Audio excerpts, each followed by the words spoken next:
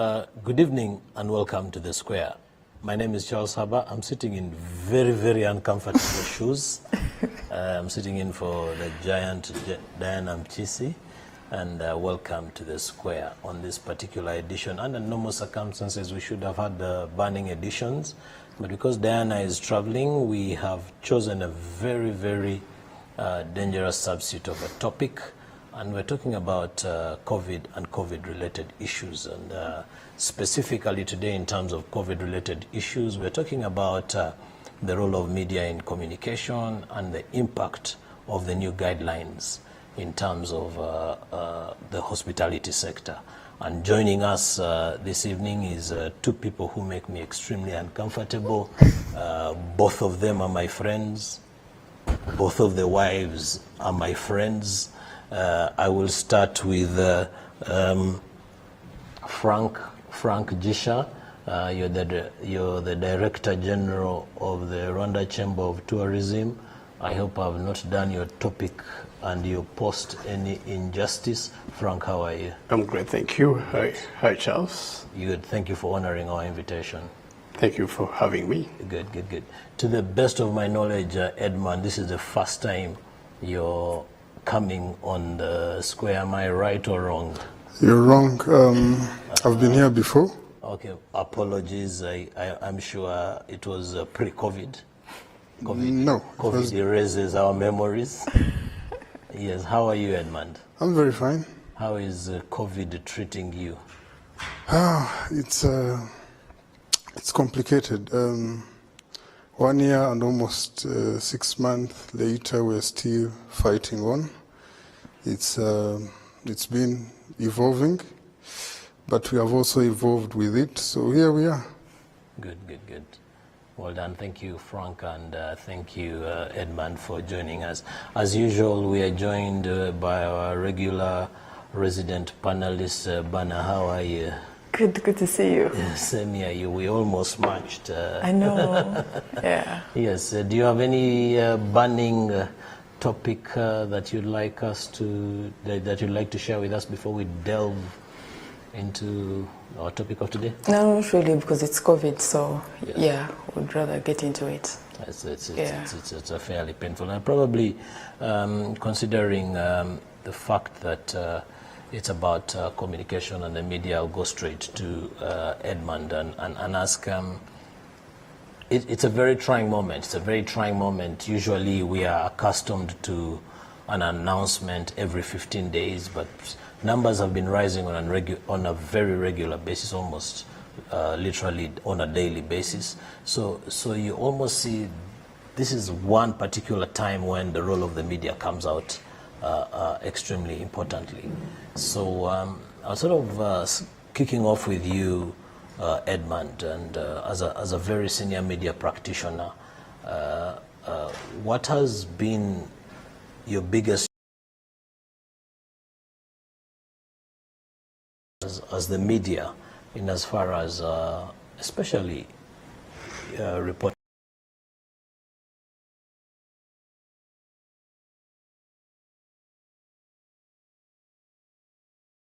Tonight, for us, it's been a bag of mixed reactions. When the pandemic broke out, the role of the media was really very prominent, and it was desired because people wanted the news about the pandemic. We saw when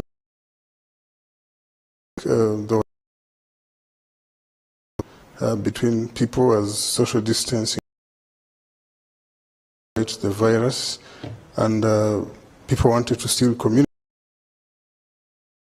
Increasingly became very prominent because it was the only channel that through which people could get information. So who are the other frontline workers, the unsung heroes that continue to play a role of bridging the gap of information between the people.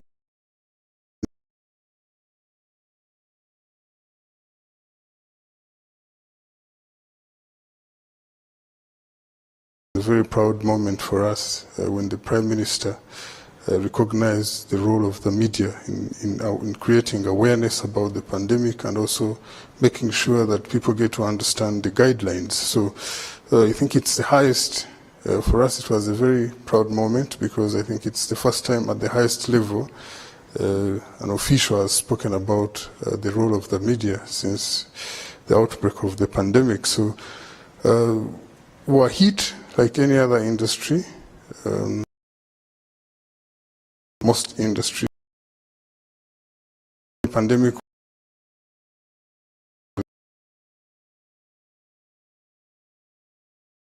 already getting somewhere.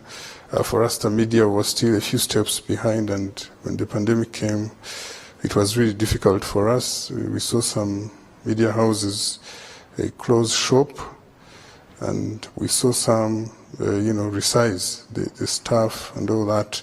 But still, we knew the importance of the media in the pandemic, and we have continued to persist. We were hit, but also some opportunities came.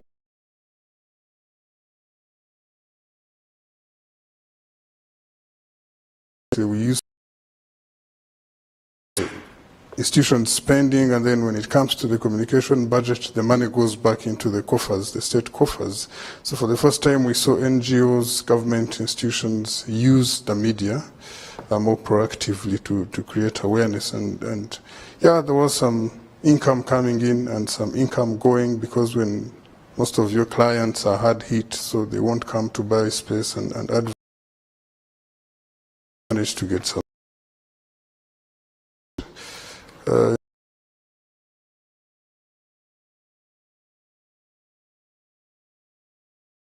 Okay.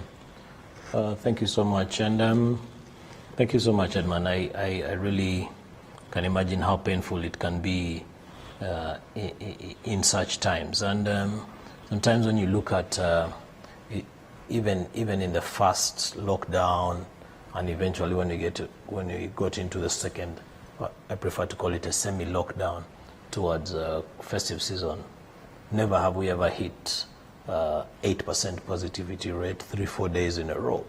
And when you look at also the number of deaths that we're having on a daily basis, it's extremely alarming. To you, Frank,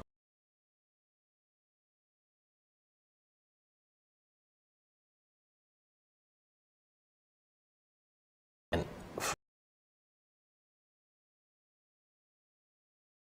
banner this way, your media kofia and unveil your square kofia and sort of talk about really there's one of the things that Edmund mentioned around the communication of guidelines, and to be corrected, but it's the first time we actually saw the Prime Minister owning up and taking on questions prior to communicating the new guidelines. Usually we are just used to the yellow paper and that's it. So it sends to me a very loud message about the importance and the loudness and the direness of the situation in which we are. How else do you think government can communicate better, Bana, in your opinion? Yeah. It's at different levels, but I must say that we've been learning as journalists on the job, just like everybody else. And if you look at the media landscape in Rwanda, we don't really have specialized journalism. So you would assume that when you have a pandemic, you will have several health reporters on top of their game. Unfortunately, we are not there yet. So you just have a handful of journalists that follow health. And so that has been a problem because someone, for instance, who's been reporting on business, then suddenly you are into health, and that has its own issues. So we've been learning on the job, but I think where we still have a gap is the communication appears to be one way. So every time... one way in terms of what? One way in terms of if the government has something to say, they will call a press conference and they will say what they have to say. As opposed to what? As opposed to when journalists make requests, having officials be proactive in responding to the requests. So in an ideal situation, the relationship should be interdependent. You're working together as partners. But so it's not a case of lazy journalism, is it? No. I think, and understandably so, because at some point we had a lot of misinformation. We had a lot of misinformation, and then you had to deal with what they called the infodemic, too much information. And if we may recall, again, to underline the critical role that journalists play. At the beginning of the pandemic in China, we saw that when a few medical doctors tried to raise alarm bells about what was happening in China, they were taken off. There were statements from government agencies saying there's no cause for alarm. And 2 years almost into the pandemic, maybe if the media had paid attention to what those doctors were saying and they were not dismissing them, it could be a different outcome right now that we could be talking about. Or so probably even if the public had paid attention to what the media was saying. Yes. So at the beginning it was difficult because the information again was a problem. The people were giving the information and accessing the information. And throughout the 2 years, if you ask me, as journalists, we feel suddenly we are relevant because officials realize that when there's an information gap, then everybody becomes a journalist and they will give whatever information they want. So 1 year plus, if you ask me, I think we still have a gap, that the main channels of communication remain press conferences. Now, ideally, a press conference maximum is 1 hour and a half. That's not enough. That's not sufficient. What you need is that journalists stay on the story and, it's rolling. So you need information officers to be available to the press 24/7. Now, as it is today... Dangerous assumption that we have information officers. They're there. Topic for another day. That's a topic for another day, but we do have information officers. But I think, yes, there's an information gap or communication gap. Yeah, because if you call a press conference, the official who is attending to the press conference has many other things to deal with. So they've allocated maximum 1 hour and a half to the press briefing. So whether that does justice to what the communication, what they're trying to achieve, I don't know. And this is where, again, the other question comes, that sometimes press officers will try to say, we don't want stupid questions. But they forget what journalists are trying to do is to ask whatever they're being asked. Most of the time, someone will ask you, you're the journalist, tell me. And my job and my responsibility as a journalist is to make sure that I know what the facts are. So I feel that we still have room for information officers to understand if a journalist is making a query, it is not personal information that they are asking for. It is on behalf of the public. Information is a public good. And part of giving information is accountability. So we still have room to improve, and I think we could do more briefings, because if you limit it to statements, again, we have a digital divide. Not everybody is on Twitter. Not everybody watches RBA. Not everybody listens to Radio Rwanda. So how do you ensure that whatever information you give out is reaching out to everyone? So if you look at currently, for instance, RBC will issue the statement and it's on Twitter, and then you'll have RBA reproduce what has been posted. Now, the role of journalists actually is beyond that. The journalists should be helping break down what the statement is saying. Ask the questions that, the statement may not make clear. Do we have room to do that? So I feel that we still have room to improve media relations. I think you do raise a very pertinent point, Edmund and Bannon. I think this is one of the few times where I really give credit where it's due, especially to the National Police.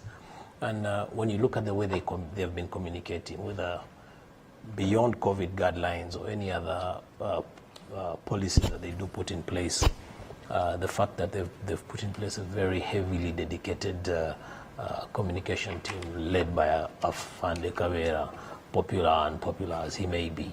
But it has helped them in terms of communicating. And it does pain me so much that whether it is the Ministry of Health or RBC, that the role of communication solely rests on the heads of those two institutions, and I think that's a serious communication gap in the sense that, to your point, Bana, that in as long as they are not readily available, then there will be no one else readily available. In as long as they have other obligations, and their day-to-day job is not communicating to journalists, then or to the media or to the public, so to speak, then there seems to be a gap. I think that is something that needs to be corrected, and I hope COVID is teaching us a communication lesson. And the second part of the show, of course, is really around the impact of the hospitality sector, and we're with Frank, who is the Director General of the Rwanda Chamber of Tourism. This morning I was watching BBC News, and I did watch some very disturbing statistics around the losses incurred in the global tourism sector. $2.8 trillion in losses.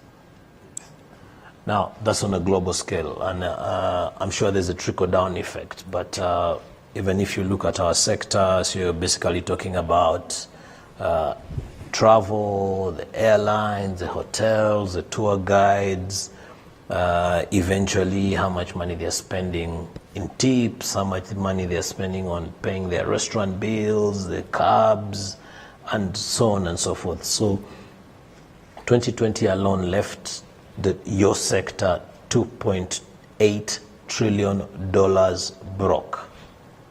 Now, when we bring it down to a Rwandan context, recently we had, I think, stand to be corrected, I don't know whether that number has increased, 15 spots, restaurants, hotels that were cited as the ones that only people can go to wine and dine with COVID tests. So then one of the things I ask myself is, does it mean that all the other places are COVID free? Or does it mean that you can only go to those places and the other places are very what we call red zones in terms of COVID? But then, of course, the other question that comes in is where does that leave you in terms of a recovery process and where you are? Of course, this is a conversation that is going to go along as we go into the show. How are you faring, Frank? That's a good question. Thanks once again. If I could start by where does that leave us? In practical terms, it leaves us at, I don't want to call it a desperate state, but now the number we're looking at for those restaurants and hotels getting to 30, where you are required to present your COVID negative COVID test results. And what does that mean? As we are trying to at some point, I don't always shy away to tell you, sometimes as we struggling to see or to contain the scourge, of course, there has been over the past 15, 16 months, close collaboration with public authorities concerned. And here I commend, actually, before going any further, I commend, in addition to the frontliners, medical personnel, but also institutions like RDB, Ministry of Commerce, and so on. So at some point we are like, okay, which sports can we have as a sample? I'm talking about hospitality sport, restaurants and hotels, such that at least would apply our, initial trials by setting that requirement. Of course, we raised questions like, why these? How about the others? But again, those ones which were out of the sample of the 15 and then later were increased to 30. Other restaurants also were subject to randomized testing, and that was publicly announced.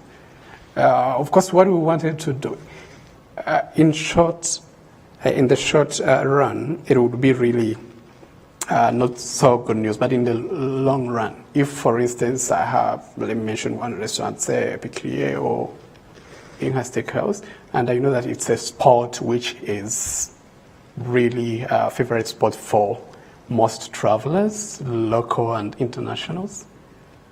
Yes, we know as private sector actors, it will really hit us. We're like, why me? But again, any traveler who's coming to Rwanda, like he knows that she or he knows that there is a certain spot where at least I'm sure that the staff are tested and also people entering in there. That's the backside of the coin anyway.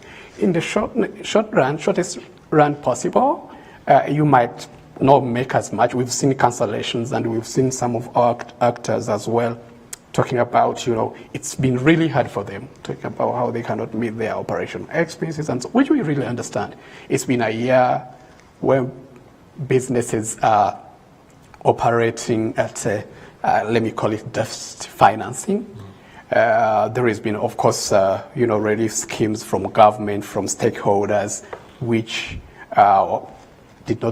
wasn't sufficient enough. When we conducted a survey recently, we're working actually on a big survey which we're likely to share results in mid-July, but 13% of our actors will tell you that we benefited from these relief schemes. That's another interesting topic which we can bring on board. Yeah. But so looking at someone who's been struggling, actually today, interestingly, today I had a meeting with some hoteliers, but they were telling me that actually we are badly off today simply because the first 6 months, at least we had some, retained earnings, we had some savings. Others are telling that, and people who are in the tourism sector, they've been so passionate trying to keep their staff, the amount of, resources I've invested in terms of capacity building and so on. So trying to fight that battle that at least I don't lay off anyone. So as of now, just to get back to your question of those testing, at some point we knew that it's a battle whereby solidarity, it's all about teamwork with the public authorities. Let's comply with each trial and see what would work better. So was it your call or it was public sector call? No, it was public sector call, and we know very much that public sector has more data through RBC, and so we have actually got into a position where we have to comply with science, and yes, perhaps there has been some foreseen facts that when we try it this way, but you have no opportunity of checking. So the facts, you just say that is science. It is science by RBC, science by Minisante. You have no way, you just comply. No, interestingly, fighting the pandemic, we had to find, actually it relates to an interesting topic of communication. But again, what is being communicated, of course,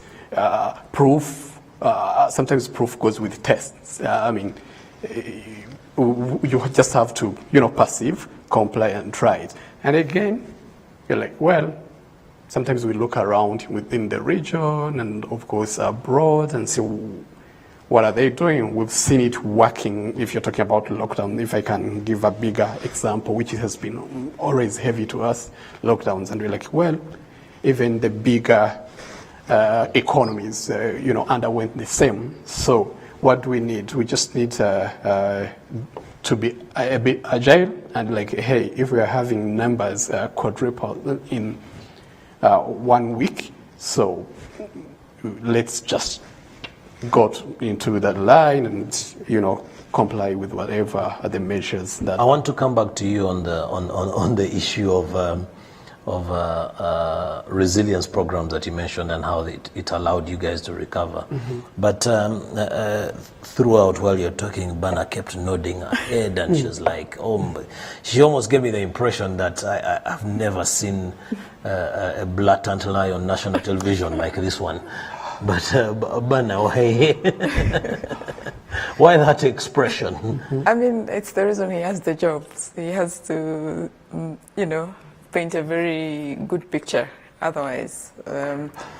But I feel that whoever is trying to keep the economy open deserves the credit. And I think the RDB guidelines are within that framework.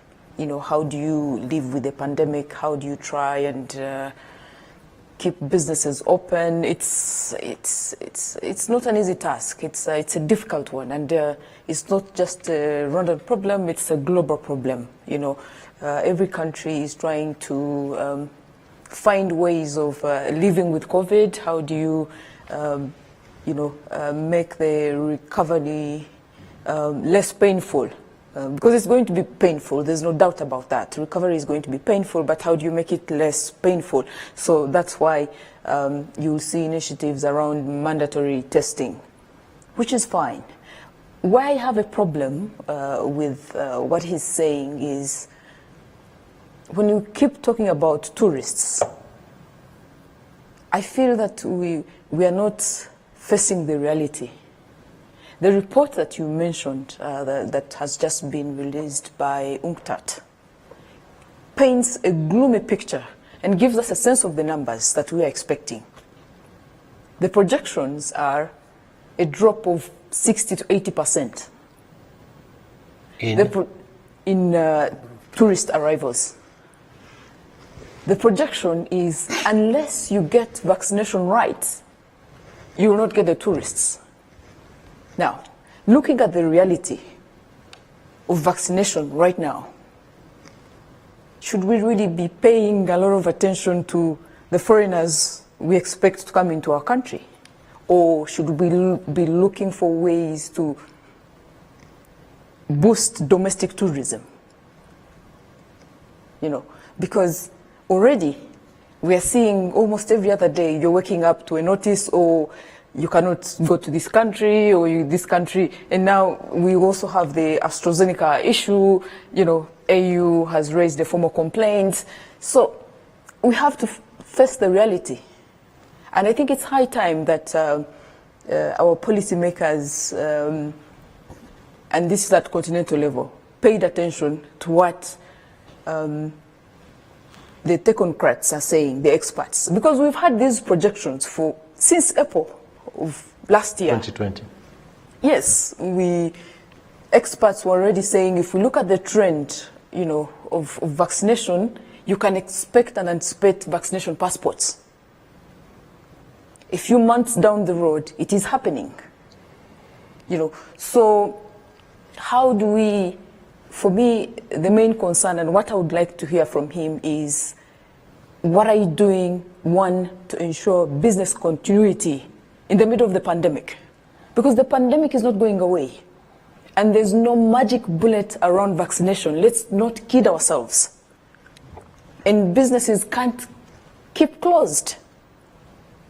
So what I would love to hear from you really is, as an association, what are you lobbying for? What are you doing to make sure there's continuity?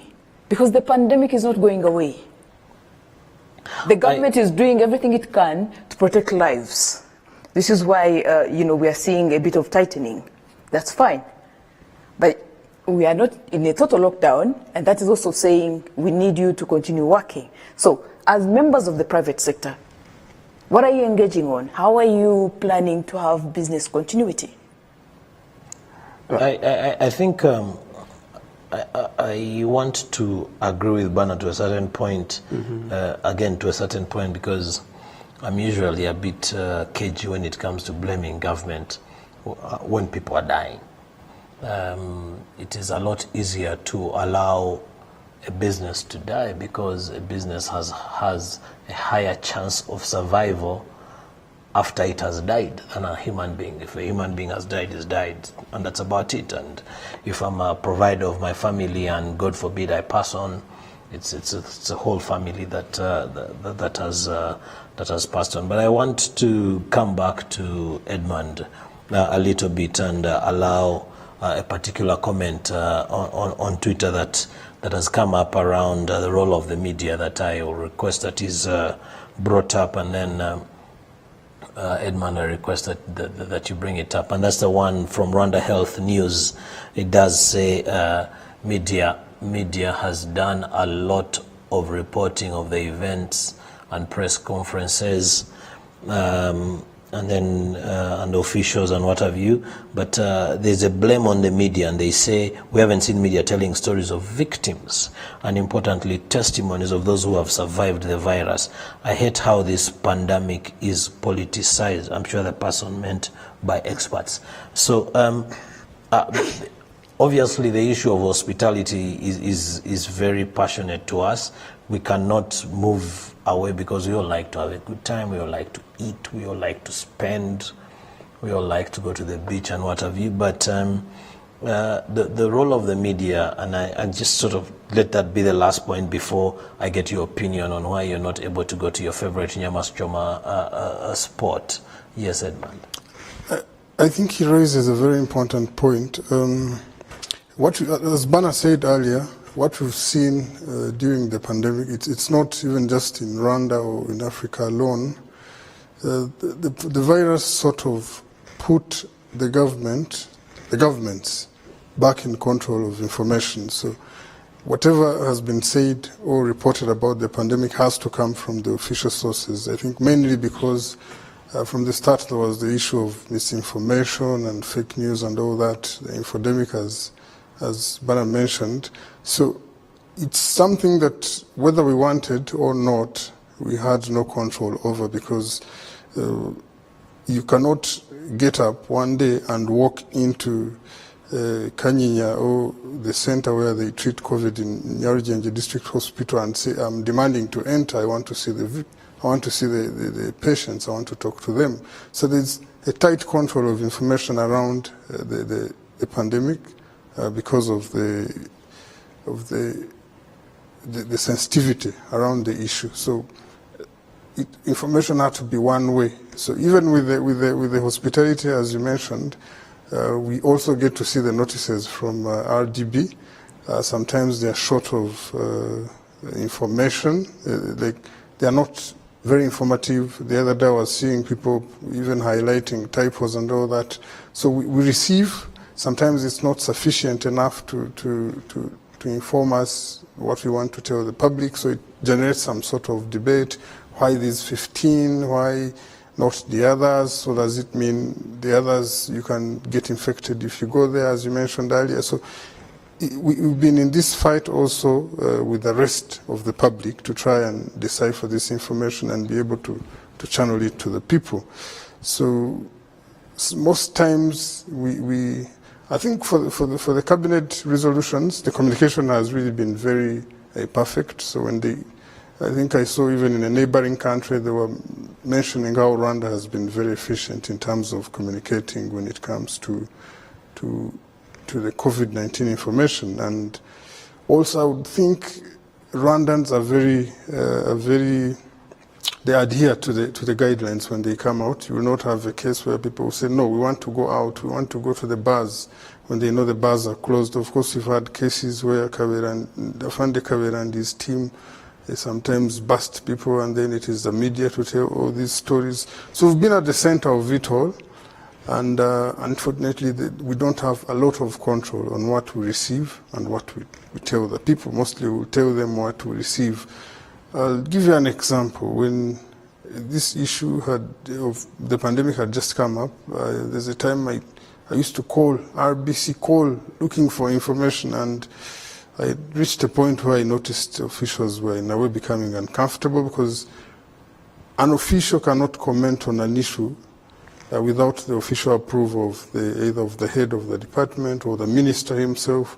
So it's been a very tightly controlled sort of environment.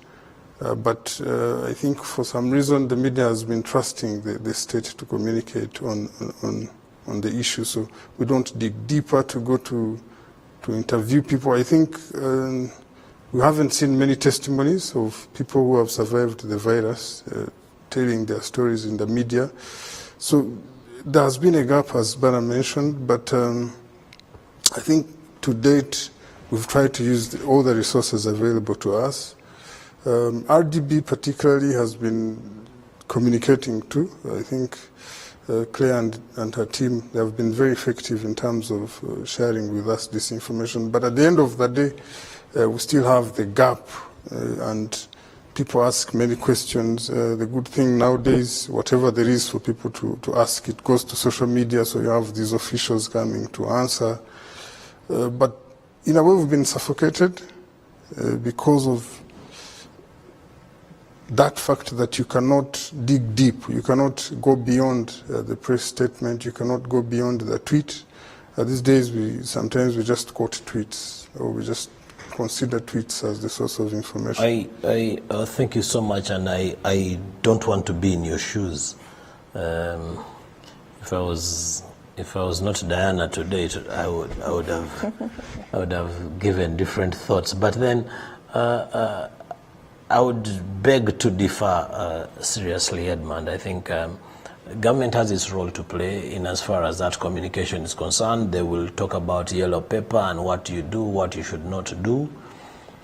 But I also believe that the media has its own role to play. I mean, the person who tweeted that was talking about recovery stories. I mean, we should also be seeing suffering stories, or businesses that have totally collapsed, businesses that have been born out of COVID, like in the fintech space, in the digital payment space, and what have you. And bringing me to my next point, really around the opportunities around domestic tourism and what have you, and which is really the point that Bana, I believe, intended to raise earlier on, that isn't it a wake-up call for us? And when you look at this Guma Murugo and the opportunities, and saying you can travel, tourism is allowed, and when you look at some of the issues, you can only go to an X restaurant only if you have a test. Shouldn't COVID really, and this is really, I'd really pray that Frank, you give us your honest opinion in terms of how the actors in your sector have braced this. Hasn't COVID really been a blessing in disguise in terms of opening up for domestic tourism? And I ask myself, so back to the story of the 15 restaurants that were allowed to open with COVID tests. Why wasn't the same thing thought about for nightclubs and concerts and what have you, and say, you can go ahead and watch comedy nights, you can go ahead and watch go to a club, you can go ahead and watch a concert as long as you're vaccinated and as long as you have a COVID test, and so on and so forth. So where is the ingenuity in terms of managing a situation but still making money and ensuring, as Bana said, that we're surviving? Interesting. Actually, if I could start by answering directly, or as the Chamber of Tourism, which brings together tour operators, hoteliers, I wouldn't say by maybe answering what are we doing, but what have we done and what are we enhancing to, see businesses open. We know bottom line it's safety. There is no bait to attract a traveler to any destination where she or he is not sure of his safety. So we know very well that without a health population, domestic and international, we don't have clients. So what have we done? Actually, maybe as a reminder, the Chamber of Tourism started realizing losses and adverse effects of the pandemic as well as February, before we even had a single positive Rwandan person in the country testing positive. What we did right away, we conducted a survey, and by the first week of April, that's 2020, we had shared it out to RDB, to other public institutions, which was really instrumental and key to guide all the stakeholders into the tourism sector, actually a basis of which also government, considered those numbers to even support us, thanks to government. But one of our key mandates is to try whatever, pull all the ropes and strings possible from both extremes to make sure that there is continuity of business. We call it a business enabling environment, and we always work directly hand in hand with government through RDB. And that bit of advocacy, of course, we present substance based on surveys conducted. Here we've seen positive reaction from, of course, government, but also from our members, where they are involved into being part of the cause, ensuring that there is no hotel, for instance, or restaurant where you can go and find them without these basics like hand washing and sanitizers.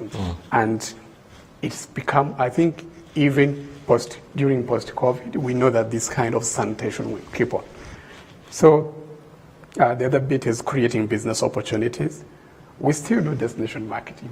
And the most interesting bit that aligns to the subject of the discussion, communication. Whatever the best practices, all the struggles we're making, whatever the government is doing, we communicate to our members through regular periodical bulletins, newsletters, and so on. All the 125 tour operators communicate this. Rwanda is safe this way. Here we are. Rwanda Air tomorrow posts indicates something that they are one of the best airlines, safest airline in Africa. We share that right away. So that has led to another kind of positive step, whereby our clients abroad mostly have started, knowing that, Rwanda is a destination that has been, this we've seen it in, publications abroad, and EU open class. We are flying, Rwanda Air is starting to fly London on 10th July. All those ones are because our actors are doing a great job to amplify, I'll call them, best practices or even success stories that we have here in the country. Per domestic tourism, interestingly, you mentioned it was not only a blessing in this case, but people woke up and even our counterparts from public sector, who have been always telling about that, there is a potential in domestic tourism. Of course, the market base is way too low compared to international, whatever the dime that can come from international buyers or clients. But again, at least if you open up meetings, for instance, let me go to the meeting segment. We've seen at least hotels reporting back to us that at least we can pay, cover a few, some of the fixed costs and operating expenses through these kinds of meetings. After we opened, tourism was open in July, by July we saw up to 82 packages aligned to domestic tourism. And that was really such an interesting lesson learned, just like you mentioned, and we started thinking about what could really be done. Do we need our actors to have much more capacity building in, marketing their domestic product? And here, actually for last year, as another response to what have we done, we took it as an opportunity that we knew we had more of our staff idle, and we were like, wait, we knew that there was a very big gap in terms of capacity building. 2020, we had over 5,000 staff from hotels, from tour operators trained in various key critical areas. You're here talking about digital marketing, you're talking about customer care, culinary arts, and this we see it really as something that will be enhanced even during post-COVID. So there is a potential. We are anxiously waiting for the results of that training. But Bana, each time when Frank speaks, you're itching to say something. But just before you do that, so related to communication, Frank, and this is one of the things that I did realize from the last communique that was a bit ambiguous, and I want to get your interpretation as the boss of the actors. So we are stepping into a long weekend starting from tomorrow, yes. Independence Day. Yes. If the Square decided to invite Edmund and Frank and their families to a weekend in Karongi at Cleo Hotel, for argument's sake, or any of the other facilities there, the Mantis or whoever, 3B hotels, and you're all vaccinated and tested.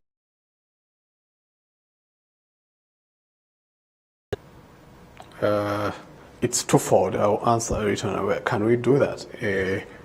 No, can the Square do that? Because if you guys are vaccinated and you're tested, yes. and we want to take you to camp somewhere in the middle of Nyungwe, can we do that? Provided it is allowed to do it. Allowed by who?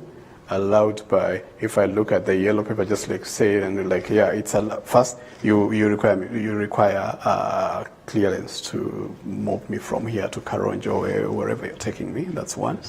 But of course, I would talk about that clearance. So, because we need to solve this ambiguity. The purpose of this show is around communication and reviving the hospitality industry. So, I imagine as the boss of the hospitality industry, you should be the best person to communicate this. So, allowed by who? Allowed by who? You're right. Allowed by who? If it's allowed by, let me bracket it, by the yellow paper authorities or those ones with the yellow paper. But again, just like you said, the perception is not.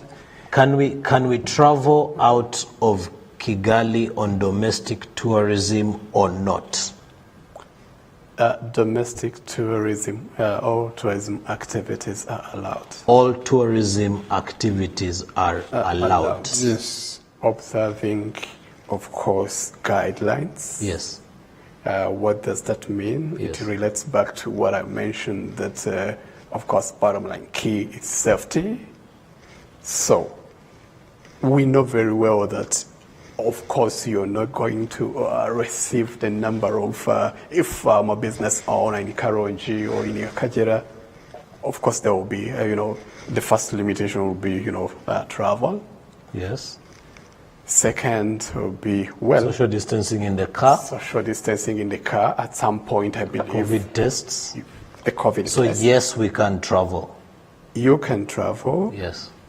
Here, by the way, you stated it interestingly. 15. I'm invited. Yes. So if you had, it would be interestingly different if you are to cover or to incur all the costs. Because remember, by the way, we are working in an interesting sector whereby our consumption is not consuming a basic need. You get the point? No, I do not. If you spend, after actually there is a part of a disposable income or saving which you would spend to consume some of the services our sector to, so it's not oxygen, it's not food, it's not, that's what I was meant to. Yes. So you would look at, yeah, what do I have? If I'm invited by you, of course, like, okay, what are checked as, going to be covered by yours? I'm struggling to get that, but I wanted to take a comment around global tourism and domestic tourism that because you have, Frank has been very successful in confusing me, and Dolapo throws the spanner in the works. He says, globally, it is reported that tourism holistically has gone back to the 1980s figures.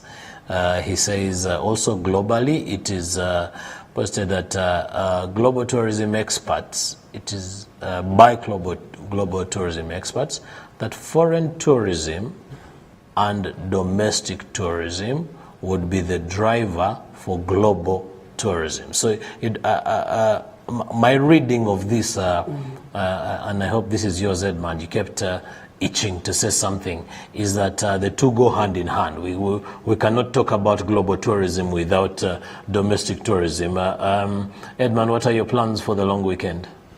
I think since tomorrow we are beginning the extended curfew.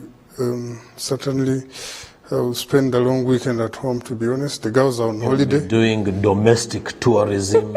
I think Frank should have been doing domesticated tourism. I think Frank should have been very clear on this one. If we say tourism activities are allowed, he is as unclear as our Prime Minister. With my family, we get in a van, yes, we ensure social distancing, yes, and we want to go spend some money in Ruavu, and we know there is Gumamukare going on. Yes. How am I going to be facilitated as someone who is supporting domestic tourism? I think we need more clarity on that.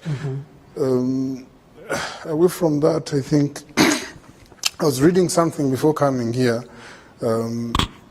Travel this year has been, as you mentioned, been very hit. So I would think you have quite a number of people who used to go outside Rwanda for their vacations who would wish to move around and spend some time with their children in the parks and all that. How are you going to facilitate these people? I think there is.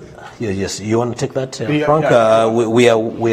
We don't have too much time on our hands. No, indeed. I think take this particular opportunity to be as clear as you can, and we will not blame you if the regulations were not clear to you, because they were also repeated in the space of 5 minutes. No, I think, Charles, you have to agree with me that clarity also lies between two mid points, like the way yourself who is seeing it as clear, and you're asking, there is a reason why travel across district is limited, let me not say prohibited.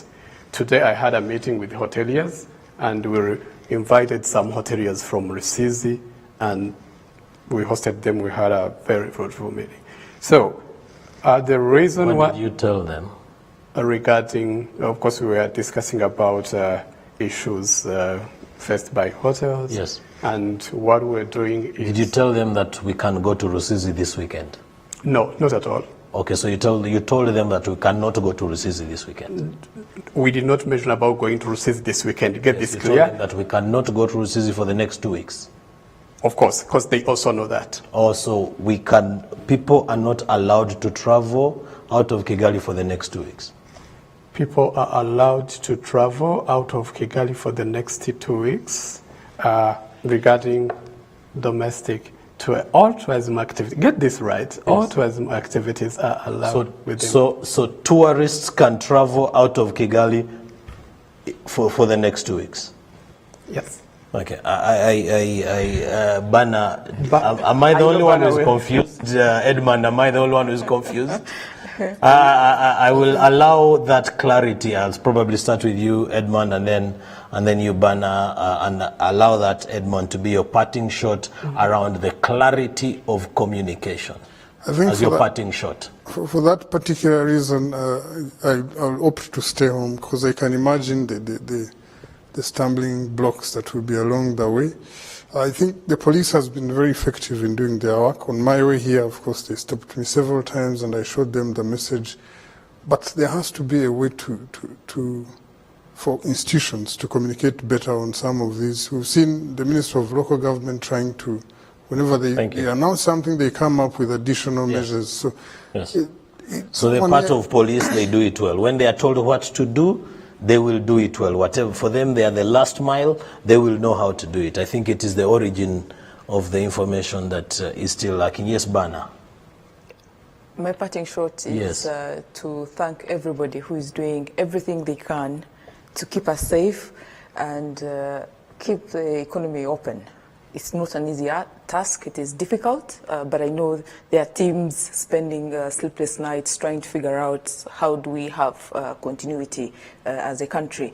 But I feel that we need this to be a shared responsibility. The only way it can become a shared responsibility is if every individual understands our own responsibility. Our own Thank responsibility. You so much, Bana. Yes, it is a collective responsibility. Frank, it has been a great pleasure. I do hope that as you go back home, you will be able to help communicate back to your stakeholders to make sure they can communicate better. Unfortunately, we have run out of time. There's always a next time, and our social media channels are always open on #thesquare.rw. I want to thank our usual partners, Bourbon Coffee and Uzi Collections, for continuing to support us. Diana, wherever you are, I hope you're going to give me marks for how I stood in for you on behalf of the Square residents, panelists, and the entire RBA crew. Thank you so much for being with us tonight. Thank you and have a good night.